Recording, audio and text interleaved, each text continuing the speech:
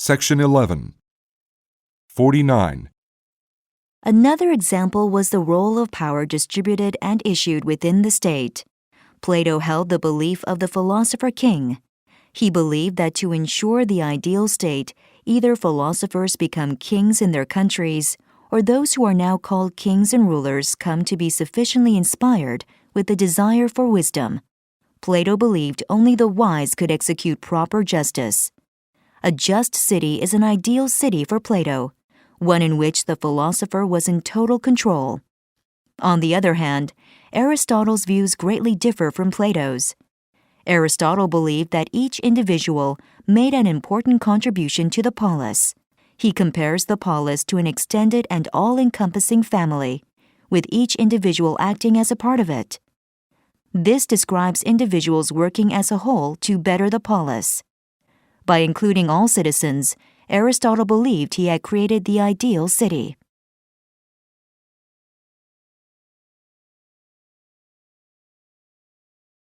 (50) In 1922, Walter Lippmann published an influential book entitled Public Opinion.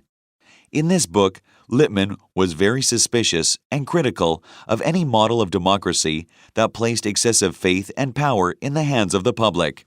People, he insisted, mostly know the world only indirectly, through pictures they make up in their heads, and they receive these mental pictures largely through the media. The problem, Lippmann argued, is that the pictures people have in their heads are hopelessly distorted and incomplete, marred by the irredeemable weakness of the press. Just as bad is the public's ability to comprehend the truth.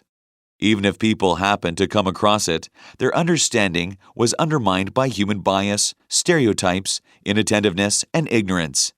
In the end, Lippmann thought citizens are like theater-goers who arrive in the middle of the third act and leave before the last curtain, staying just long enough to decide who is the hero and who is the villain.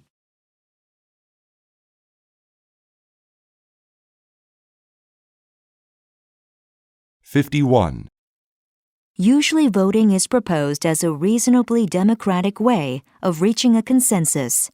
But voting is not a meeting process. It is simply a procedure.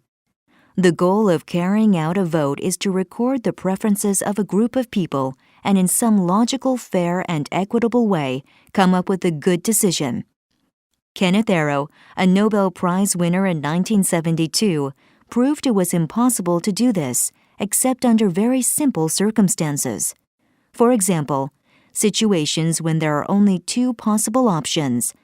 Furthermore, the act of voting necessarily ignores how strongly each individual feels about the matter being voted on, or the consequences that a final decision may impose. And even under the best of circumstances, voting necessarily means that some group of people will not get what they want, and if severely beaten by the majority, may leave the group or retaliate. Voting can therefore only produce satisfying decisions where there is unanimity of opinion. Unanimity can sometimes be achieved if one person or group can persuade everyone else of the validity of their perspective and proposed solution. But if the problem has no clear solution, some people are personally devoted to a particular solution, or there is competition for power in the group, the process will quickly bog down, factionalize, and/or revert to coercion.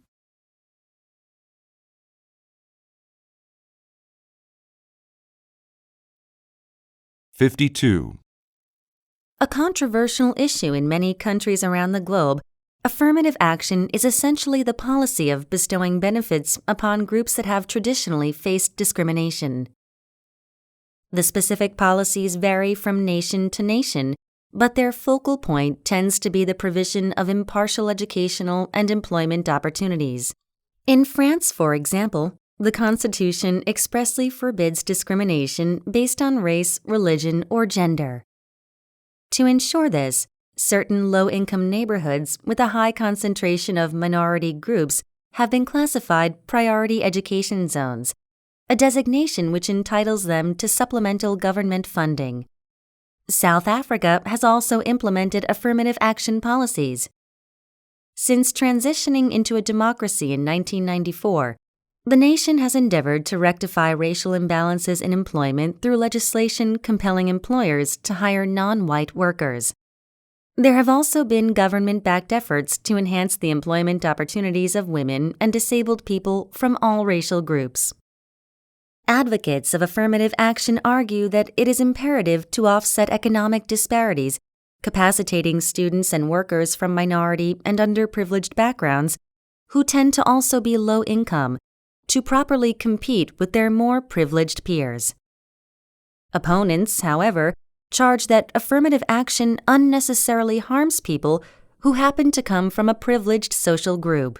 Some go so far as to label affirmative action a form of reverse discrimination, claiming that it simply replaces past injustices with new injustices, fostering resentment without actually ameliorating the living standard of those it seeks to aid.